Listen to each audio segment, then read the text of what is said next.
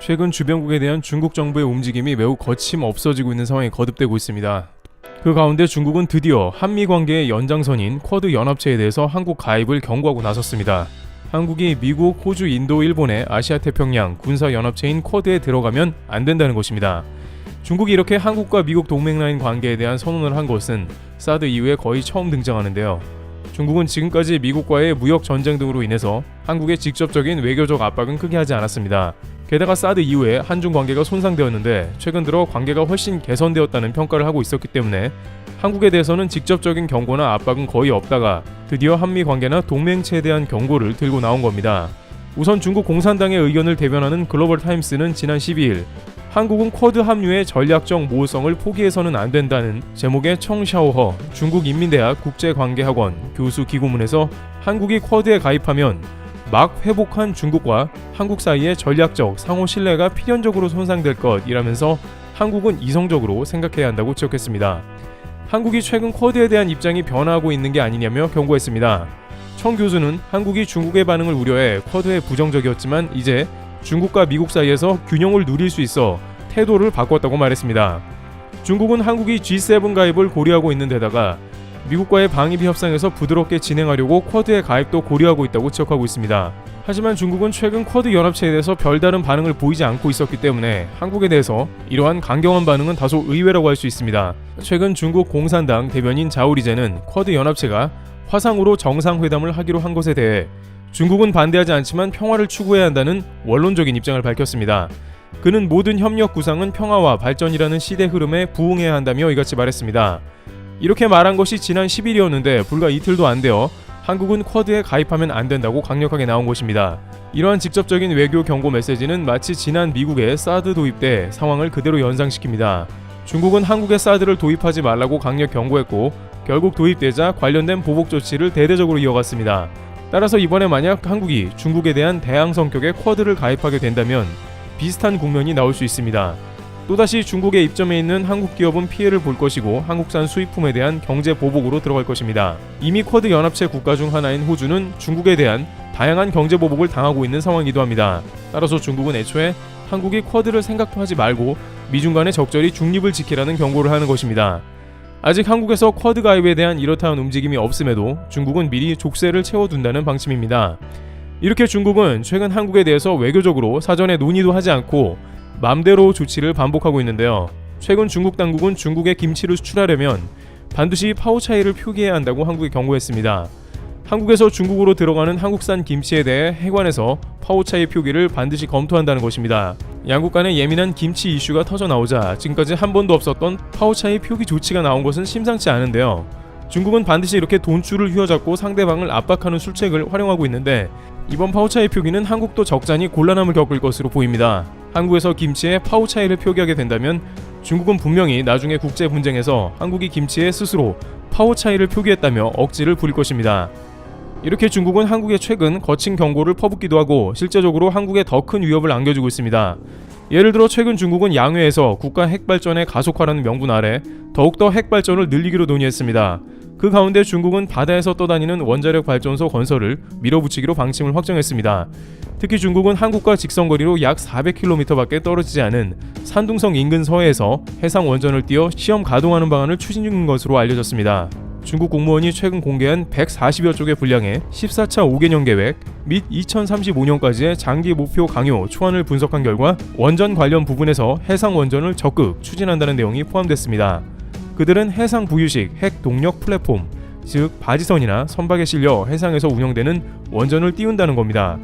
해상 원전은 위치를 자유롭게 옮길 수 있어 주로 오지나 해상 석유 시추 시설 등에 전기를 공급하기 위한 용도로 개발되고 있습니다. 그런데 이 부유식 핵 발전소는 위험이 제기됩니다. 그린피스를 비롯한 세계 환경 단체들은 해상 부유식 원전을 떠다니는 체르노빌, 핵 타이타닉이라고 부르며 반대하는 등 국제사회에서는 주로 러시아와 중국이 추진해온 해상 원전을 우려의 시선으로 보는 이들이 많습니다. 또한 바다는 말 그대로 폭풍이나 파도의 영향을 많이 받는 곳이라 훨씬 더 원전의 위협이 큰 것입니다. 바다에 중국 부유식 원전이 침몰하는 순간에는 서해바다는 더 이상 원복이 불가능하다는 의견이 지배적입니다. 이렇게 중국은 한국에 아랑곳하지 않고 압박과 경고를 반복합니다. 그런데 의외로 한국은 다소 여유로운 모습이 보이는데요. 우선 이에 관해 한국은 미국과 중국 등 강대국들의 논리에 휩쓸리지 않고 독자적 외교 노선을 구축한다는 입장입니다. 그간 일본 언론 등 한국에 대한 비판적 시각을 가진 언론들은 한국은 박쥐 외교를 하고 있다는 지적을 하며 한국은 미국과 중국, 북한 사이에서 이득만 취한다는 비판을 반복하고 있는 상황이 연출되고 있었습니다. 한국 입장에서도 아시아판 나토라는 쿼드 출범 후 미국 정부의 움직임은 신경이 쓰일 수밖에 없습니다. 미국 국무부는 수차례 한국은 동북아시아의 안보의 핵심이며 린치핀이라고 말하면서 한국의 포지션이 매우 중요하다고 수차례 강조한 바 있습니다. 그런 상황에 쿼드 가입을 종용할 수도 있다는 것입니다. 그러나 한국은 미군이 주둔하는 국가이기 때문에 누가 봐도 미국과 강력한 동맹관계를 구축하고 있는 상황입니다.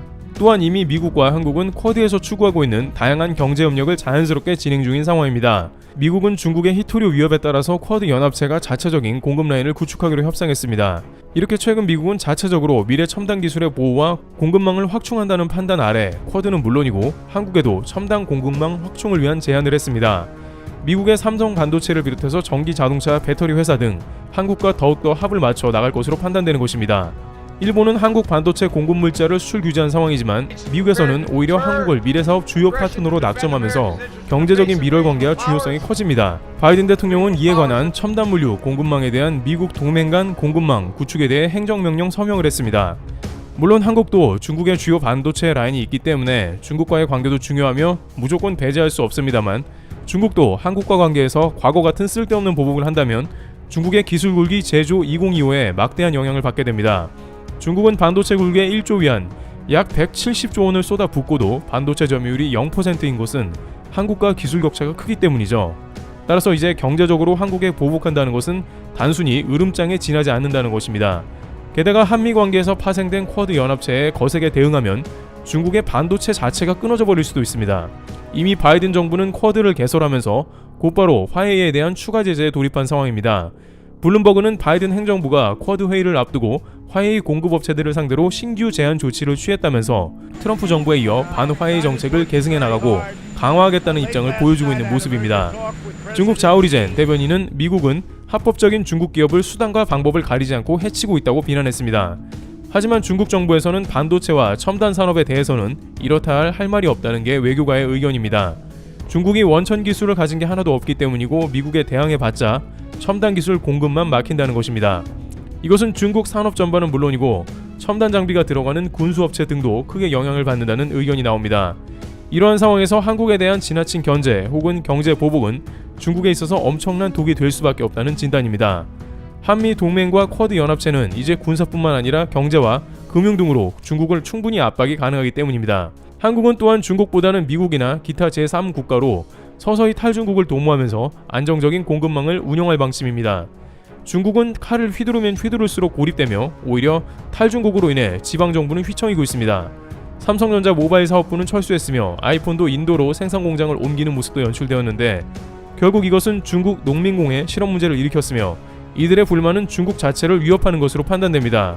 한편 일본은 한국 보고 쿼드에 가입 안 한다고 박쥐 외교라는 비판을 가했지만 금주에 열린 쿼드 화상회의에 대해 스가 총리는 특정 국가를 향해 열린 것은 아니다라며 슬그머니 중국을 겨냥한 게 아니라고 했습니다.